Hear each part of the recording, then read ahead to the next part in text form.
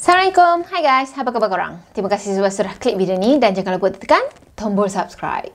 Kembali lagi bersama saya Aa berbagi info dan kisah menarik. Oh, sebelum tu jangan lupa tekan tombol subscribe, tekan loncengnya juga.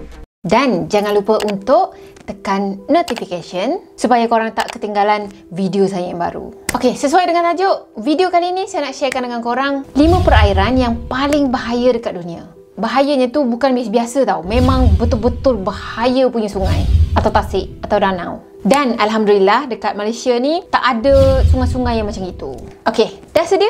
Jom kita mula. Yang pertama adalah Danau Bellandur yang ada dekat India. Tasik Bellandur ni ada dekat Bangalore, India. Zaman dulu-dulu katanya tasik ni sangat cantik. Dan sebenarnya tasik ni sendiri jadi tempat orang lepak, orang beriadah petang-petang macam tu kan. Malah katanya Bangalore ni pernah dipuji sebagai kota 1000 tasik. Macam nak membayangkan memang tasik dekat situ memang cantik sangat. Tapi bayangkan kalau tasik seluas 3.61 meter persegi ni dah jadi satu tasik yang sangat beracun. Dah tak boleh nak pergi dekat. Kalau pergi dekat je, maut yang datang. Kenapa boleh jadi macam tu? Sebab katanya diorang ni macam tak jaga kebersihan tasik tu. Sekarang ni air tasik tu punya kotor sampaikan boleh membahayakan kesihatan penduduk yang ada dekat sana. Jadi kes ni jadi bila baru-baru ni sebenarnya tiba-tiba je tasik tu macam timbul satu buih-buih yang sangat tebal dekat permukaan tasik. Katanya tinggi buih tu lebih kurang dalam 4 kaki. Dan buih tu bukan sikit tau. Tapi memang banyak gila, penuh permukaan tasik tu. Dia punya penuh tu sampaikan tak nampak dah air tasik tu. Orang kata macam kalau nak tengok juga air tasik tu memang nak kena selak buih tu baru nampak. Dan airnya tu memang dah bertukar color kepada color hitam. Bukan lagi air yang macam air putih ke ataupun air yang jernih macam hijau-hijau macam tu, tak. Color air tu sendiri dah jadi hitam legam. Nak cerita betapa parahnya sungai kalau tak dijaga. Katanya buih putih tu memang sangat bahaya sebab dia memang tak ada bau tau. Tapi dia cepat sangat terbakar. Jadi kalau ada yang macam kata-kata nak pergi cucuk rokok dekat situ, memang mendapat dah. Dan sebenarnya ada penduduk dekat sana yang terkena buih tu dekat kawasan bahagian kulit dia. Dan apa yang jadi dekat kulit dia tu, dia macam dapat sejenis penyakit kulit tau, macam gatal-gatal macam tu. Jadi dekat sini memang jelas buih tu sendiri terhasil daripada bahan-bahan kimia yang ada dalam air sungai tu. Dan bila dah disiasat oleh pihak yang berwajib, rupa-rupanya sungai tu ataupun tasik tu dah jadi satu tempat untuk buang sisa-sisa bahan kimia. Jadi sisa bahan kimia ni semua datang daripada kilang-kilang, lepas tu datang daripada rumah-rumah orang. Macam kalau yang datang daripada rumah orang tu mungkin dia orang buang sisa-sisa sampah yang dia orang dah guna. Tapi daripada kilang tu memang benda tu bahan kimia lah. Dan pembuangan ni sebenarnya bukan jadi sehari dua ataupun seminggu dua, tak. Sebenarnya benda ni dah jadi bertahun-tahun. Dan ada laporan yang mengatakan tasik tu sebenarnya dah terima lebih kurang 130 juta gallon bahan kimia yang dibuang daripada rumah dan juga industri. Korang boleh bayangkan tak betapa banyaknya bahan kimia yang dah ada dekat dalam tasik tu. Sekali fikir air kat dalam tasik tu, itu macam bukan air dah. Itu memang bahan kimia. Dan buih-buih yang terhasil tu memang buih yang toksik. Bukan buih yang biasa yang kita main masa mandi tu. Katanya keadaan akan jadi makin bahaya kalau hari hujan. Sebab kalau hari hujan, buih-buih tu semua akan jadi makin banyak. Lagi-lagi kalau hari tu hujan lebat. Lepas tu angin pula kencang macam tu. Kalau keadaannya macam tu, buih tu akan terhasil lagi lah banyak. So, marilah sama-sama kita jaga sungai kita. Okey, sungai yang kedua adalah sungai Rio Tinto yang ada dekat Sepanyol. Jadi sebut je Rio Tinto, mungkin ada sesetengah orang tu lebih familiar dengan tempat perlombongan yang terbesar di dunia. Ya betul, memang zaman dulu-dulu sungai ni pernah jadi satu tempat perlombongan yang paling besar di dunia. Jadi sungai Rio Tinto ni sebenarnya mengalir daripada 100 km di Sepanyol yang merangkumi lembah dan juga gunung. Pada 3000 SM, zaman Firaun kedua dulu, orang Tartessian dan juga Iberia, diorang ada tinggal dekat Gunung Serra de Hova. Jadi diorang tinggal dekat sepanjang sungai yang dekat dengan gunung tu, sampailah ke sungai Rio Tinto ni. Katanya orang-orang pertama yang mulakan perlombongan ni adalah orang Phoenicia, Rom, Yunani, Moor dan juga orang Visigoth. Jadi perlombongan emas, tembaga, perak dan juga mineral-mineral yang lain dekat sepanjang sungai Rio Tinto tu dah jadi sejak 500 tahun yang lalu. Katanya Rio Tinto ni sendiri jadi tempat kelahiran zaman tembaga. Tapi zaman tu macam tak canggih sangat lagi. So proses tambang diorang lakukan secara tradisional. Lama kelamaan masuk ke zaman gangsa pula. Masuk ke zaman gangsa ni, katanya masa tu diorang dapat tahu cara untuk leburkan tembaga tadi dan hasilkan gangsa. Cuma untuk proses cari gali tembaga tu sendiri, diorang masih lagi guna cara tradisional. So sebab diorang guna cara yang tradisional tu, macam diorang tak dapat hasil yang maksimum masa tu. Jadi diorang pun tinggalkan perlombongan ni. Lepas dah beratus-ratus tahun tempat perlombongan tu ditinggalkan macam tu je, kawasan sungai Rio Tinto, tempat perlombongan tadi, beroperasi balik. Lepas dah beratus-ratus tahun kawasan perlombongan tu ditinggal macam tu je, pada tahun 1724, kawasan sungai Rio Tinto tu sebenarnya ada di bawah pemerintahan kerajaan Sepanyol. Jadi masa ni lah diorang mulakan balik perlombongan tu.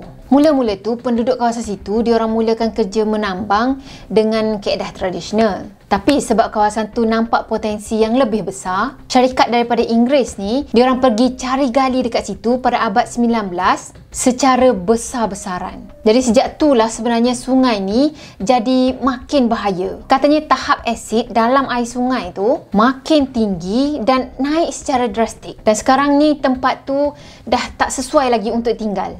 Penduduk asli yang tinggal dekat kawasan situ pun dah berpindah ke tempat lain. Sebab memang diorang buat perlombongan tu dengan skala yang besar tau. Katanya bukan dekat kawasan sungai je diorang pergi cari gali. Tapi habis lembah-lembah, gunung-gunung pun diorang pergi cari gali juga. Air sungai dia memang tak cakap lah, memang tak lulus untuk digunakan. Biasanya kan kalau penduduk kampung ni, orang-orang yang tinggal dekat area sungai tu, diorang akan gunakan air sungai untuk keperluan diorang kan. Untuk mandi ke, untuk minum ke kan. Tapi air sungai tu memang penuh dengan logam-logam yang berat. So memang tak boleh, tak lulus untuk digunakan untuk penduduk kampung ni. Katanya larutan tembaga yang dihasilkan oleh air sungai tu sendiri, dia macam dah jadi colour merah tau. Dan diorang samakan benda ni dengan planet Marikh.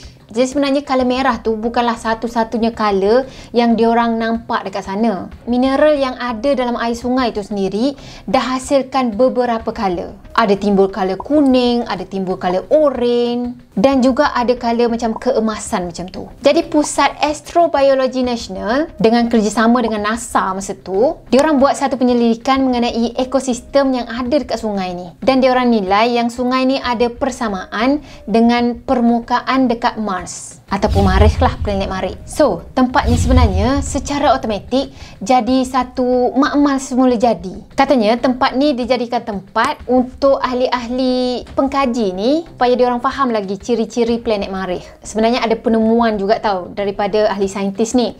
Katanya dekat dalam sungai tu dia ada satu bakteria, dan bakteria ni dia makan sulfur-sulfur yang ada dalam sungai tu. Jadi bukan sulfur je, dia makan besi juga yang ada dalam sungai tu. So sebenarnya diorang cakap yang bakteria ni lah yang buat air sungai ni jadi kurang berbahaya. Tapi tetap juga tempat ni memang tak sesuai untuk manusia tinggal. Dan sebenarnya sekarang ni tempat ni dah jadi satu tempat macam pelancongan macam tu. Pelik dah kan? Katanya tempat ni bahaya, tak sesuai orang tinggal. Macam mana boleh jadi tempat pelancongan pula? Sebenarnya kerajaan Sepanyol diorang ada buat satu landasan kereta api dekat area situ. So landasan tu sebenarnya macam menyeberangi sungai tadi. Jadi para pelancong ni dia boleh menikmati keindahan sungai tu dengan naik kereta api tadi, dan kereta api lalu diorang macam menikmati je lah. So sebab pelancong ni sendiri ada dalam kereta api yang memang jauh daripada sungai tu, jadi selamat lah kan. Masih macam diorang lalu dekat area sungai tu, lepas tu diorang cakap welcome to planet Marikh macam tu kan. Ok, sungai yang ketiga adalah Sungai Potomac DAS, Amerika Syarikat. Sebenarnya sungai ni ada satu pepatah tau, kalau korang masuk ke dalam sungai ni confirm akan mati. Jadi katanya itu adalah pendapat warga negara Amerika. Sungai ni sebenarnya dia mengalir daripada ibu kota Washington DC. Tapi bahayanya tu sebab sungai ni selalu minta korban. Maksudnya setiap tahun mesti ada je yang meninggal dekat situ. Katanya korban setiap tahun yang paling sikit adalah 6 orang. Kalau yang banyak tu wallahualam. Jadi kenapa banyak sangat korban yang jadi dekat sungai tu? Sebab katanya arus sungai Potomac ni memang sangat kuat. Katanya perairan ni ada antara Great Fall dan Chain Bridge. Bila kedua-dua arus sungai tadi bertemu, diorang akan bentuk satu rangkaian jeram dan juga air terjun. Jadi bangsa biasanya akan diserik sejauh 1.5 km. Memang arus yang sangat kuat lah kalau sampai boleh serik orang sejauh tu kan. So sekarang ni untuk elakkan lebih ramai lagi orang jadi mangsa, dah banyak dah papan tanda yang dinaikkan sekitar sungai tu. Jadi diorang ingatkanlah arus kat sini kuat, tak boleh nak mandi-manda macam tu. Dan jangan nak ada dekat-dekat dengan area sungai tu, takut tergelincir ke apa kan. Tapi itulah, namanya pun manusia, kalau yang tak boleh itulah yang diorang nak buat. Dan kalau kita tengok gambarnya pun memang menakutkan lah. Pandai berenang macam mana sekalipun, kalau dah arusnya terlalu kuat, memang siapa-siapa pun tak boleh nak handle situasi tu kan. Sebab itulah ramai yang lemas dekat sana. Okay, next yang keempat adalah Boiling Lake dekat Dominica. Danau Boiling Lake ni sebenarnya ada dekat wilayah Montropiton National Park, Dominica. Katanya tempat ni adalah satu negara kecil di Kepulauan Karibia. Lokasi tepatnya adalah antara Amerika Utara dan juga Amerika Selatan. Danau Dominica ni memang sangat popular dekat dunia dengan nama Boiling Lake ataupun danau yang mendidih. Sebab air danau ni sebenarnya sentiasa mendidih dan ditutupi dengan uap-uap yang panas. Macam kita tengah masak air lah, lepas tu menggelegak dan juga dia ada satu uap panas macam tu kan gambarannya. Katanya suhu air dekat danau ni dia boleh cecah sehingga 82 hingga 91.5 darjah Celsius. Kalau burung lalu dekat atas danau ni, memang dia akan terus jatuh ke dalam danau sebab uapnya tu memang sangat-sangat panas. Dan jatuh sekejap je memang burung tu akan masak. Apatah lagi kalau air ni terkena dekat kulit manusia. Katanya Boiling Lake ni panjangnya tu lebih kurang 61 meter. Lebarnya pula lebih kurang 76 meter. Dan kedalaman danau ni boleh cecah sehingga 60 meter. Cuba bayangkan danau ni dengan airnya yang mendidih. Besar pula tu. Dalam pula tu. Memang siapa-siapa pun macam takutlah nak pergi dekat. Dan katanya memang kita tak boleh nak pergi dekat-dekat sangat dengan danau tu. Sebab dia punya uap tu, dia punya udara dekat situ terlalu panas sehingga keringkan kulit kita dan juga sakit mata. So persoalannya, macam mana danau macam ni boleh wujud? Sebenarnya danau ni sendiri terbentuk daripada letusan gunung berapi zaman dulu-dulu. Dan sebenarnya danau ni adalah danau volkanik tau. Dah namanya pun volkanik, maksudnya ada lava lah dekat bawah tu. Katanya aliran magma dekat bawah tu masih lagi kuat dan juga aktif. Dan sekitar danau tu sendiri ada banyak-banyak gunung tu kan. Semua tu adalah gunung berapi yang aktif. Jadi sebab itulah danau ni sendiri maintain dengan suhu dia 82 Celsius tadi selama beratus-ratus tahun. Jadi ada laporan orang pertama yang jumpa danau ni adalah Edmund Ward dan juga Dr. Nicole. Diorang jumpa danau ni pada tahun 1870. Itu antara dua orang yang pertama yang jumpa lah. Mungkin diorang pergi sekaligus ke, diorang sama-sama mengembara ke apa kan. Pada 6 Julai 2007, seorang pembuat filem yang bernama George Coronas, dia adalah orang pertama yang berjaya menyeberangi danau ni. Memang berani gila dia ni kan. So sejak daripada itulah Danau Boiling Lake ni macam terkenal seluruh dunia. Dan sekarang ni Danau Boiling Lake tu jadi satu tempat pelancongan yang sangat terkenal dekat Dominica. Sama ada orang tu berani ataupun tak nak pergi ke danau tu, macam tu je.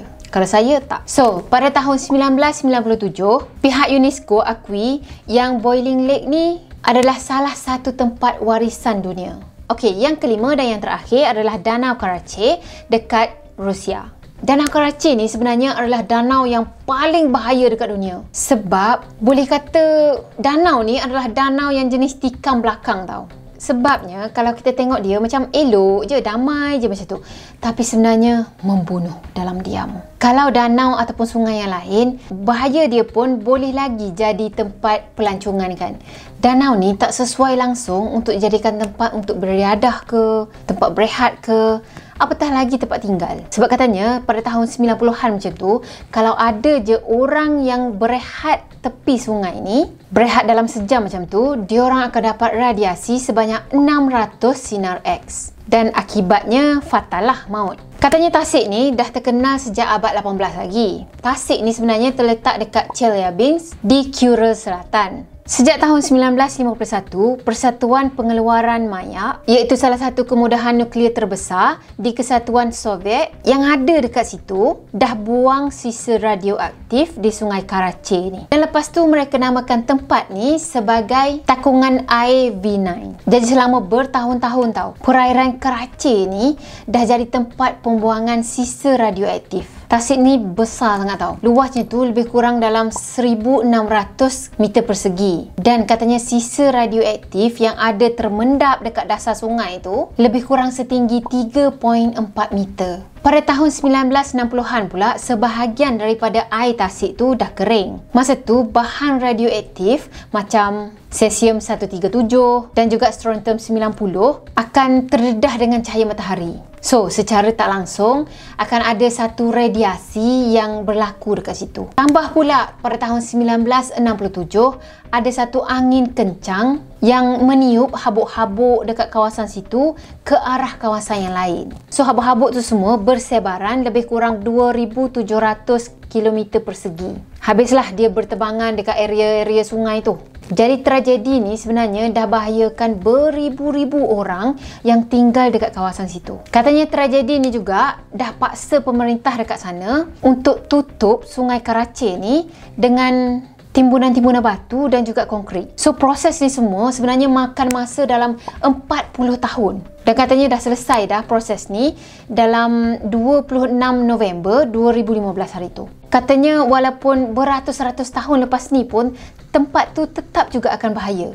Dan mungkin akan sampai beribu-ribu tahun. Jadi Yuri Mokrov dia ada bagi komen. Jadi dia ni sebenarnya adalah penasihat ketua pengarah Persatuan Pengeluaran Mayak. Dia cakap yang Rusia dan negara-negara tu sebenarnya tak ada pengalaman yang cukup untuk handle benda ni. Untuk handle tempat yang berbahaya macam takungan IV9 tadi. So tempat ni macam akan dipantau secara terperinci daripada semasa ke semasa. Jadi diorang akan pantau lah tahap dos sinar gamanya berapa, intensiti isi padu udara yang ada dekat area situ pun berapa, dan juga ketumpatan radionukleid yang ada dekat area empangan tu. Jadi adalah beberapa lagi diorang punya pemantauan tu untuk pastikan yang benda ni tak membahayakan orang lain. Dan rancangan untuk masa depannya pula, katanya diorang akan letakkan bokah-bokah konkrit dekat kawasan sungai tu. Lepas tu diorang akan tambah tanah yang padat daripada masa ke semasa.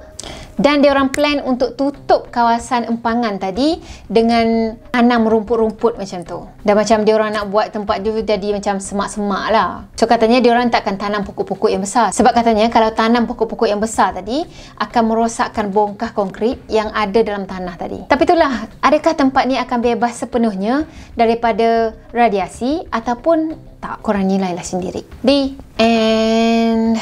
So korang rasa perairan yang mana yang paling bahaya? Kalau saya rasa yang last sekali lah. Membunuh dalam diam. Tapi kan macam mimpi ngeri terus kalau kita beli satu tempat tu, beli tanah dekat situ, tapi sebenarnya kita tahu pun dekat situ tu pernah jadi tempat pembuangan bahan-bahan radioaktif. Sebab apa tahu? Kalau radioaktif ni sebenarnya dia akan makan diri kita dalam diam. Kita ada dekat dengan dia, tak ada efek pun masa tu. Tapi lama kelamaan, benda tu macam akan makan kita punya sel-sel macam tu. Sampailah kita punya sel tu dah tak berfungsi dan akhir sekali kita akan jadi sama ada lumpuh ke atau mungkin boleh jadi fatal. Maksudnya meninggal lah. Okay, saya rasa sampai di sini dulu untuk video kali ini. Maaf kalau ada yang kekurangan daripada saya dan maaf juga kalau saya ada minta sensitivity setengah individu. So kalau korang sukakan video ni, jangan lupa tekan tombol like, komen, share dan juga subscribe. Jumpa lagi di next video. Bye-bye. Assalamualaikum warahmatullahi wabarakatuh. Bye-bye.